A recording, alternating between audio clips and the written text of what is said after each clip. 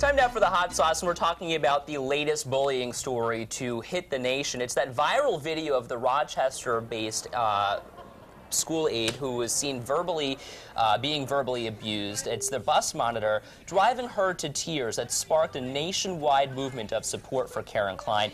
Donors have given more than $600,000 to the bullied monitor, but another effect of this video is the conversation that's sparked about bullying and respect. So what can parents do about bullying, and what can parents learn about Karen Klein's story? Mary Frances Bayer is a mental health counselor and a parenting expert. Thanks so much for joining us this morning. What is the overlying message here?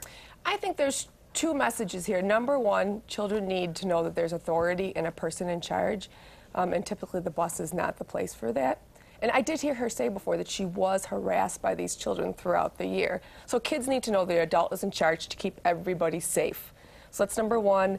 And number two is, I think, hurt people hurt people. So these kids are hurting themselves who are doing the bullying. Now, we're hearing, you said that we have to see that the adults are in charge, but was she in charge of the situation? It didn't seem as if she was. I think she was alarmed. I mean, when you're in that kind of situation, she even said, it's like I wasn't even there. She probably was so upset and shut down that I'm not talking about her being in charge, I mean the bus company itself, the bus driver, so.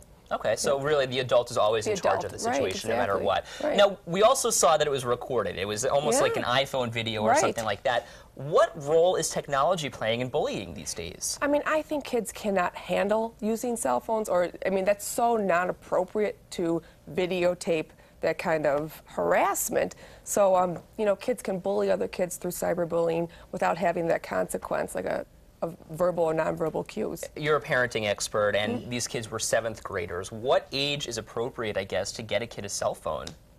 I mean, I know a lot of kids have them in middle school, and I think you have to start teaching them how to use them in small steps. I don't think you should give a kid a phone, Facebook and Twitter. They can't handle it. So if they do get one in middle school, teach them how to use it and have limits. What is something that could change from this?